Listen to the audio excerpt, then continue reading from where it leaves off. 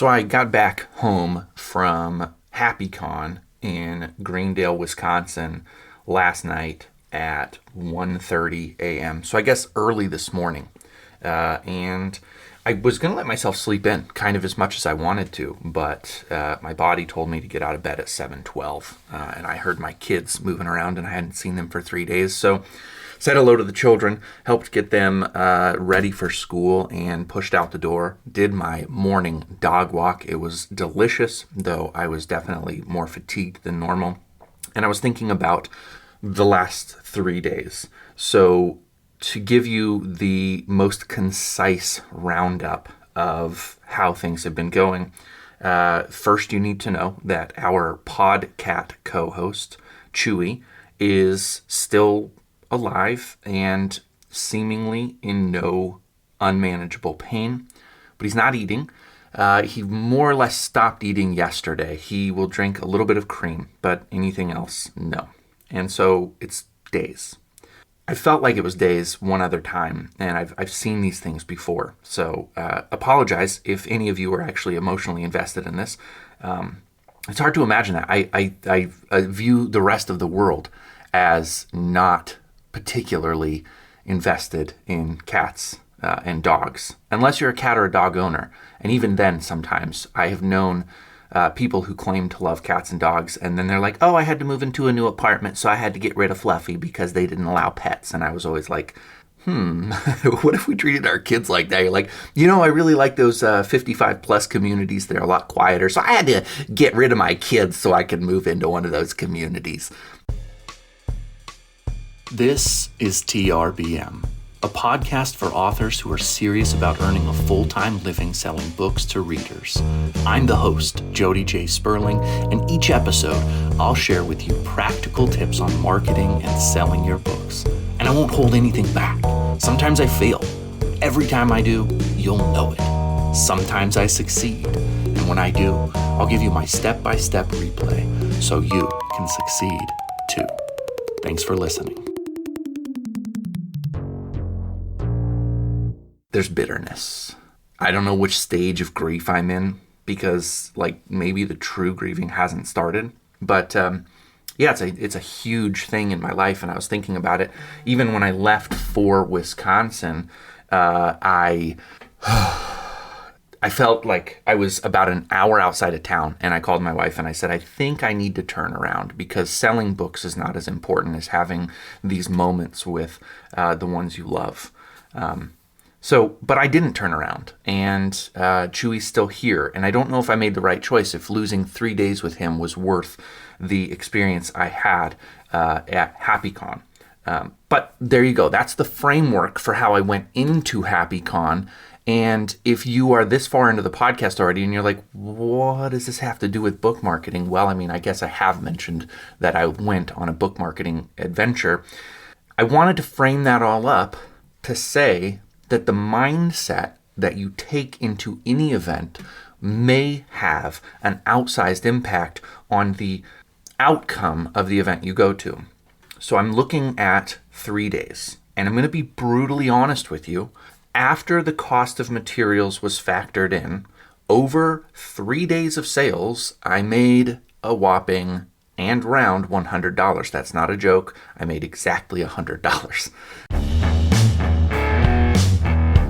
What is author marketing mastery through optimization, you ask? I'm going to tell you. It's the best way for us authors to make a living selling our books. Are you tired of hearing gurus tell you your book is only good enough to be a lead magnet for services? Are you tired of feeling like you have to be a slave to social media and then frustrated when the time you spend doesn't actually help you sell books? I was too, until I found Ammo. Ammo is the only program that reliably produces results, and it works for anyone. Is it hard work? You bet. Do you have to overcome some of your own prejudices to make Ammo work for you? Absolutely. But rather than being another program that rah-rah shish-goom-bahs tries to get you emotionally excited only to offer unclear methods, Ammo shows you how to design profitable ads step by step through a unique, highly tested and targeted formula. The founder, Steve Piper, is a data-loving, formula-driven author who escaped the kingdom of Amazon to build a platform for himself, where he sold directly to his readers and built a loyal following and millions of copies sold.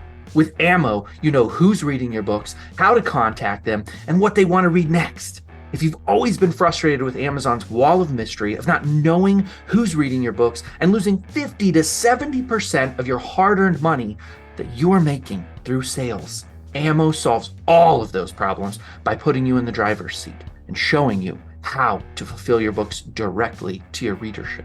Click the link in the show notes to learn more.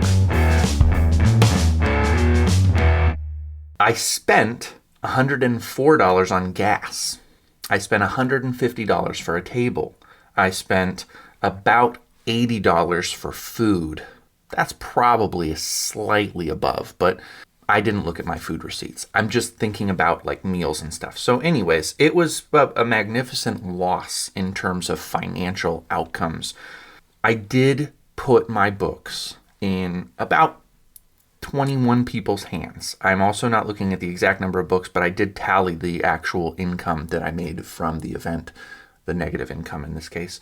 But I seem to recall that I sold a total of 23 books and only two book deals. Again, framework here. I really want to help you if you get into the world where you're thinking about going to Comic-Cons, comic expos, book fairs, craft fairs, anything where you can sell your books. HappyCon was in its first year. Part of the reason I thought that it would do well is that it was at a mall. And I thought, okay, so it's at a mall. That means you're going to have a lot of traffic regardless of if they meant to come to HappyCon or not. So I thought a lot of people would walk past the event and see it, maybe walk it and walk around. And so I figured that might draw a natural traffic through. The other reason, if I'm being completely transparent, thank you, Rich Hosek, for reminding me how silly this reason was, but HappyCon's logo was an 8-ball, and I wrote the 8-ball magic of Susie Q, so I felt like there was maybe a little bit of fatedness to going. We'll explain all of the reasons why making business decisions based on fateful feelings is horrible, and that's actually literally just stating the problem. Don't do it. But that is one of the reasons that I made the decision. It was one of the closest conventions that I could get to over this period of time, and I value movement. And that's the best part of the decision that I made, is even when you make a wrong decision, it is better to act than not to act. With the caveat that if you're going to go financially bottoms up because of a decision you make, probably figure out a way to not make the financially bottoms up part of the decision. There's almost always a way to have money to leverage things that you're doing if you understand that you can eventually reverse the pain of being negative in the beginning. I feel like I stated that really poorly, but my point is it's okay to take debt if you understand that eventually what you have will surplus the debt and run past it quite quickly. So I'll borrow from Alex Hormozy again. I've been talking a lot about him because I've been listening to him a lot. He talks about advertising in such a way that he says nobody, and I mean nobody, and this includes Steve Piper, although Alex doesn't know Steve yet that I'm aware of, but nobody runs consistently profitable ads. 1 in 10 ads, if you're very, very, very, very, very, very, very, very, very, very good at creating ads, will be profitable. But it will be profitable in such a way that it will outperform the 9 duds. So remember, if you're very, very, very, very, very, very, very good at ads, 1 in 10 will be so good that it will outperform the 9 duds. And that is how we do things. And so that's the one good decision I made, is going to this expo regardless of the turnout. And there were some wins.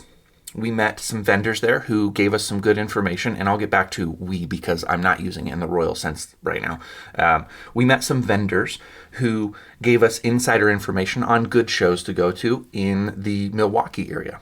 That's great. That's a win, especially for the other part of we, which is Rich Hosek. Yeah, I mentioned him earlier, so that was probably not really a spoiler.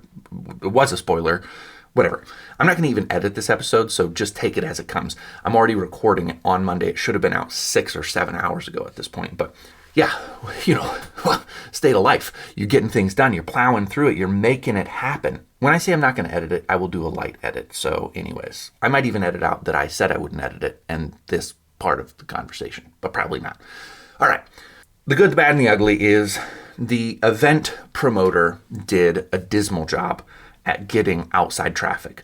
Over the weekend, I was asked at least a half dozen times, but probably around a dozen times, hey, is this the first year for this thing? Or what is this? Or is this here all the time? Like, any number of questions like that. That's a bad sign that the event didn't have very good promotion. There's also a lingering suspicion that this was kind of an Ozark sort of business. If you get the reference, you get the reference. But I have fairly good, I'm not going to say evidence because I'm not in court or anything, but I have fairly good visual and other sensory perception elements that tell me that might have been the case, that it wasn't as much about the event as it was about creating a front for other activities that might go along with the event. And the third thing is, if you're going to go to free events, I will say it is very important to make sure that that event has been going on for a long time, more than 5 years. Successfully, that it has a large following, that people speak well of it online, and that means you can find people speaking well of it online. You shouldn't have to look hard for an event that's good to go to. Price is not the important piece. So it doesn't matter whether the people charge you $150 or $400 or $45. It matters the strength of the event. Another thing that you can only learn by going is layout. So if you show up to an event, and this is the case with HappyCon, and the aisles between facing tables, so like think of the movie Braveheart where the English army lines up against the Scots and there's, a half a mile between them before they start really fighting. That's not a good setup for selling stuff. And that is about the distance that we had between our tables and the people who are facing us on the other side of the aisle. Because what happens is that people will walk splitting the distance between, and it means that you really have to yell out like, "Hello there! Please come see my books!" And it's just not particularly effective. So that's a big takeaway. What are the other big takeaways? Don't sell yourself short. If you go with one book, you only have one book published, I would tell you absolutely go to these conventions, go to these events, find a way to fill your table up so that it looks full, but then, have your book out there. And one book can give you a very profitable show. I know that that's hard to believe because we're probably trained that writing more is better. And yes, it is. Stephen King wouldn't be as wealthy as he is if he just wrote Carrie, but he would be set for life. I'll say that again. Stephen King wouldn't be as wealthy as he is if he had just written Carrie, but he would be set for life. It was such a book that it sold massively as soon as it hit the shelves. And it was such a book that it got a movie made out of it that did fantastically in theaters. And that made him a great deal of money, and Carrie continues to make him a great deal of money. Now, can I tell you for sure that it would have continued to have the lasting presence that it has because he is who he is? I can't. But I can tell you that he made a lot of money on Carrie just out of the gate. And if he never wrote another book, he had the raw amount of money he needed to live the rest of his life. So I feel comfortable saying that. But the fact that he wrote Cujo and Salem's Lot and The Stand and on and on and on is why he has done as massively well as he has. He's had, multitudes of movies and shows and all kinds of things made out of his books, and he gets massive sales on every book that hits shelves. So more is better, but one is okay. You can go to shows and be profitable with just one book. Here's an example of why that's the case. When I go to a show right now, I give you the 9 Lives of Marva DeLonghi, not give you, I offer you the 9 Lives of Marva DeLonghi for $13. That's cheaper than you can get it anywhere else. But because I don't have to worry about shipping and handling, and I don't have to worry about advertising or any of the other avenues, All I have to recoup is the cost of printing the book. And right now I'm printing the book at a walloping, and I do say walloping, it's way too much, but it's what it is, $5.91 per copy. So if I go out there, I make $7 per sale in return. You can very quickly rack up sales. You could sell 100 copies in 2 days, 1 day, depending on the volume of the show. That's $700. You've recouped the cost of gas, the cost of food, the cost of materials, the cost of the show booth, all that kind of stuff, just by selling books 700 times. No, $700, 100 times. That's not outrageous. I made close to 100 sales at the STM Peddlers Market, not Stone Temple Pilots, the STM, St. Thomas More Peddlers Market, in 4 hours. So it's absolutely possible. Things get sweeter when you have a bigger book deal, but actual profits don't scale quite the same. So I do a 2-book deal for $20. It's a first-time reader thing. If you want to buy The 9 Lives of Margaret Longhigh and The 8-Ball Magic of Susie Q, you can get those two for $20 if you buy them at the same time or during the same day. And that means that I have a $5.91 print cost and then a $5.87 print cost for The 8-Ball Magic of Susie Q. It's just a few pages shorter. Even though it's more words, it has no parts. So anyways, that's a little bit off topic, but what you get then is that now I have $8 of profit. So I actually only made $1 more of profit by selling the second book.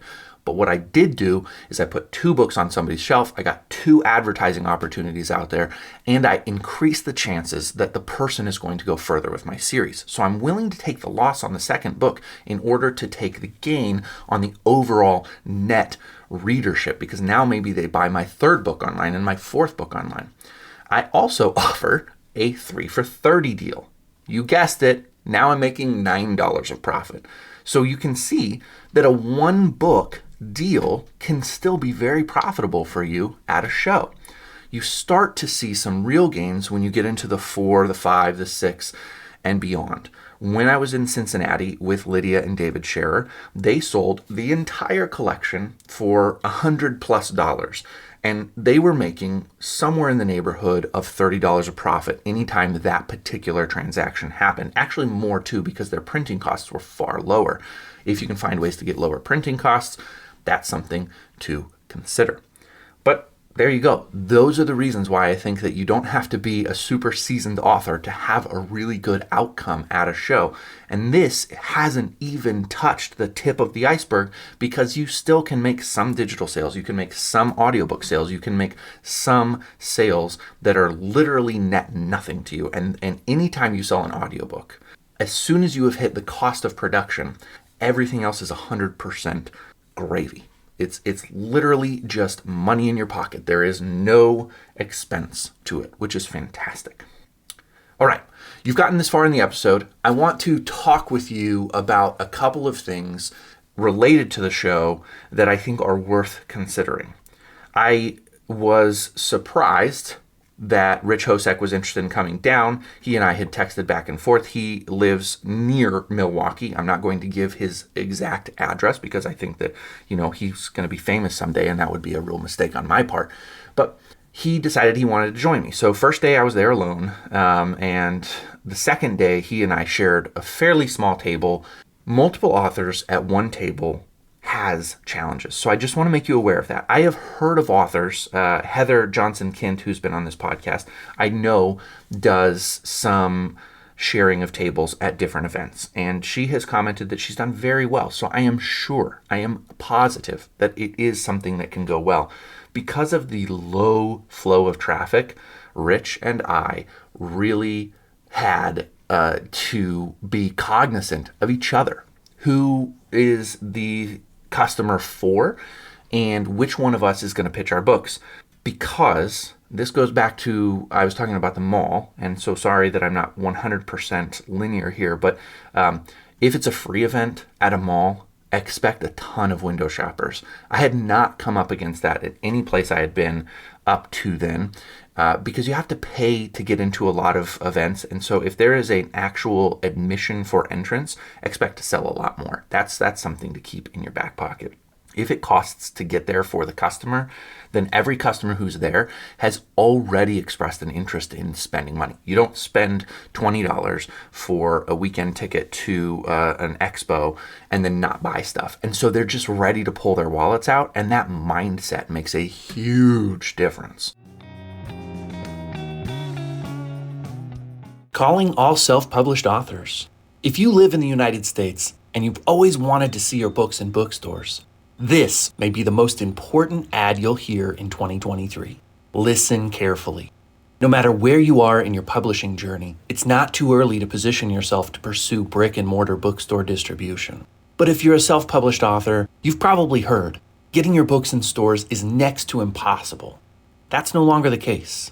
For just $5, you'll receive a lifetime membership to the Self-Published Author Co-op. When you join, you'll have access to a members-only community with a detailed roadmap on how to get your books ready for bookstore distribution. Joining our community does not guarantee bookstore distribution, as there's a limited availability each month to be a featured author. And that's why the cost of a lifetime membership is less than a cup of coffee. Whether you're just about to publish your first book or you're selling thousands of copies a month, if you don't have your books in bookstores, the Self-Published Author Co-op is the easiest, most efficient way to get national distribution of your books. Click the link in the show notes to join now. It was a free event, and Rich and I, we didn't have a ton of traffic coming by the table Saturday and Sunday, and so it was really difficult to know who's going to pitch what. And so in this particular case, I think Rich was actually more fair-minded than he should have been, even though he's watched Squid Game and he understands that it's a dog-eat-dog world. That's just for you, Rich. If you're listening to this episode, I will know. Anyways, it is a dog-eat-dog world, but he was very conscientious of letting me pitch first in most situations. And so I would make my pitch, and if they didn't seem interested, he would take over and pitch his books, and he would talk about audiobooks, and he would give them cards for his podcast. We'll get to the podcast in a minute because I have a huge admission to make, plus, anyways, we'll get there. So if you go to a show with another author, I would really, really strongly encourage you to have a conversation prior to the show about how you mean to interact with customers. Because if you're competing for sales, and it can happen, then you want to be very clear on how that's going to take place. I personally felt like he was better at pitching his books than I was. I personally felt that he had a better touch at being friendly to people. I personally felt that he had an edge on me. And so I was aware of that, and I was pretty dogged. That is my style. But if we had been on equal footing and we'd both been pitching equally, he would have, I think, outperformed me because he just had a better way with people than I do. And that's okay, because you get pushed. If you go to a show with somebody who's better than you at what you're doing, you're going to get better. But if you have a sense of competition like I do, and I am very competitive and I am emotional and I'm all those things. If you've listened to this podcast for more than one episode, I think you know all of this, that I run pretty high emotion anyways, I was about to make a very sexist statement. So let's just strike that from the record. But anyways, it was a great event in that I learned the importance of stating clearly what you want if you're doing events with other authors. And if you feel like you're not going to be a good match and that you're going to get high emotion or competitive, consider going to events alone. That's okay. There's nothing wrong with that. But you can get to more places if you have more author friends who are willing to share a table with you. So my primary recommendation would be get better at handling your emotions, you little baby. I'm talking to myself here, folks. And I'm talking to you too if you're like me. Life is about collaboration. You create great things when you collaborate. Huh? Yeah, I'm going back to the OGs with that one. All right. Let's go. The next thing is value your products. Make sure that you're pitching the high ticket items. This is an area where I really struggled. I had a 3 for $30 deal. Yes, that's only $9 of profit versus $7, so it's only $2 more in my pocket. But if I had made every single sale $2 more, then I would have been $2 richer on every sale. I can't do the math fast enough to catch up with that. What's 24 times 2? That would have been another 48. I would have gone from $100 even to 148. At 148, I would have almost paid for the $150 table. And maybe that would have felt a little bit better to me than just paying for the gas to the event. Not quite even paying for the gas to the event. So there you have it. That's kind of the thing. Pitch your high ticket thing and be comfortable understanding that your target audience actually has the money to do that. $30 is not a lot. Most people nowadays will be willing to spend $30 on a dinner, and that lasts about 45 minutes. Books, $30 of books is going to last somebody multiple months in most cases. I'm a voracious reader, so in some cases I read more than that, but your average Joe, your average Jane is going to comfortably pull $30 out of the wallet, whether it's plastic or paper, and fork it over without too much thought. So pitch your high ticket stuff. I'm talking to myself too. I'm talking to you. I'm talking to me. I'm talking to us. I'm saying, let's go. Let's do this. Let's get bigger. Let's get better. Let's do this thing. Get out to events. Go to conferences. And if it is a crap-eating, terrible time in terms of sales, like Happy Con was, it was not Happy Con. It was Sad Con. It was Angry Con. It was, oh, I suck at this con. Go anyways. The only way to get better is to get practice. You can do all the research in the world, and I'm guilty of this. You can research until you are blue in the face. Actually, I've never been blue in the face, but I think I understand the spirit of the comment, because I believe if you're blue in the face, it means that all the blood is drained from your head. Research till you're blue in the face means that like you're so exhausted that the blood can't even get to your brain anymore. Blue in the face. I think that's it. Tell me if I'm wrong. You can research and research and research, and it will make you better to a point. But then there is a cutoff, a strict cutoff when research no longer benefits you. And the only thing that will make you better is experience. So go to the events, get a really, really crappy pitch out of the way. By the way, this is great. While we're talking about pitches, I have a clear pitch for my book, and I'm going to recite it to you right now. The Luke and Time Mysteries are boozy adventures with a splash of dark humor and a twist of magical mayhem. Isn't that great? They're boozy adventures with a splash of dark humor and a twist of magical mayhem. Every time the customer came up to the table, I think with the exception of 2 people, I could not remember my own pitch. I have practiced it in the mirror. I've practiced it with my podcast co-host, Chewy. I have practiced it with my wife. I've practiced my pitch, folks. I have practiced the pitch. And a customer would walk up and I'd be like, my books are, they're magical adventures. They're magical adventures with they've got like a slice of pie. Do you like pie? Do you like books? Yes, here is the book, read about it. And I would hand them the book. It was the most ludicrous thing. I couldn't remember my own pitch, and I think that has a lot to do with the fact that I was feeling a little bit burdened by how crappy the event was going. But also, practice your pitch more than you think you need to. It matters. And if you can internalize the importance of having just a real clear, concise elevator pitch or, a 3-point pitch for your book, man, it makes a really big difference. People will say, when you get it right, here's the difference. You say, these books are boozy adventures with a splash of dark humor and a twist of magical mayhem. They're like, ooh, I like all of those things. Whereas if you say, these are mysterious books with mystery and humor, people are like, oh, okay. Or like, are they mysteries? And you're like, yeah, yep, they're mysteries. And they also have magic. Did I mention that? And you see, like, then people kind of feel like, A, you don't even know your own books, but B, they must not be that well written. Having a clear pitch is really, really important. So have a clear pitch and go for the jugular. Ask for the big sale. Whatever your biggest ticket sale is, go for it. And finally, moving on to a non-marketing, well, actually, I'm going to call this a marketing thing for somebody else. I have a public apology to make.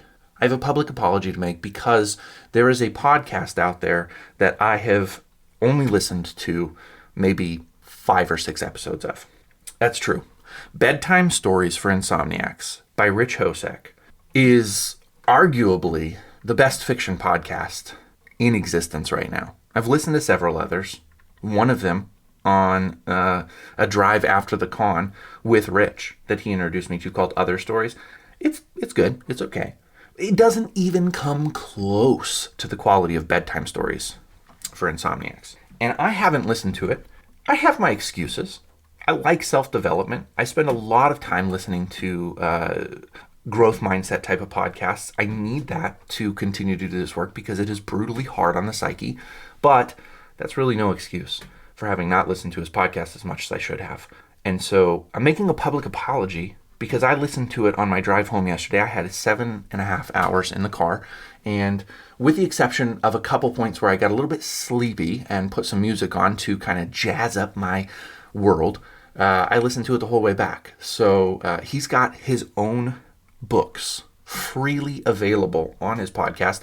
I had listened to the Dead Kids Club using the readback feature, so I bought his ebook for Dead Kids Club, and I used my AI voice rereader 2-finger swipe dealie to listen to it. And I liked it that way, but when you hear him read the Dead Kids Club, you realize not only is he a phenomenal writer, but he's an incredible narrator, and that book was like addictive crack cocaine candy, man. Candyman. It was so good. It is a really dark, okay, I talked to him this weekend about Ozark and The Sopranos and stuff, and I knew that I had read The Dead Kids Club, but I didn't remember it super well. And then after I heard him read his own The Dead Kids Club, it changed everything. And I thought, wow, he actually wrote maybe even a more compelling version of Ozark or a show like that, like Breaking Bad. The stakes are so high and the consequences are so radical. I can't recommend that book enough. It is amazing. And I have not given him his due credit.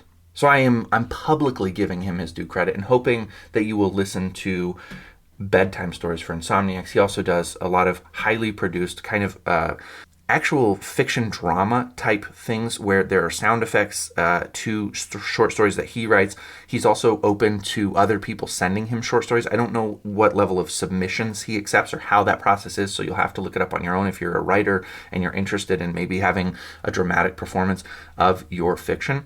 I would highly suggest sending something to him. I wouldn't be surprised if out of the kindness of his heart, he accepts one of my stories to be a dramatic representation on his show. And it will only do me good because he is going to be massively famous when eventually the podcast starts to catch on. It's just too good not to. And I humbly admit that I was not as conscious of what he was doing as I should have been. So, sorry, Rich. Thank you for the hospitality. Sorry, audience, if I rambled too much. I am on a low level of sleep, and I needed to get something out to you today. And then also, not sorry, because even putting a podcast episode out into the airwaves today is part of what makes writers successful. I don't know when the break comes. I can't tell you that yet because it hasn't come for me. But one day the break comes and everything falls. The dominoes tip. The effect finally gains enough steam that it just pushes boulders out of the way. And you see a clearing, and the clearing is your moment. It's coming for you. It's coming for me. It's coming for all of us who just stay active. So keep doing stuff. If you fail, get back up. Brush off your skinned knees, metaphorically speaking. Shake off the concussion, whatever it might be, and get out there and do the work, even if you fail. We'll talk to you on Wednesday.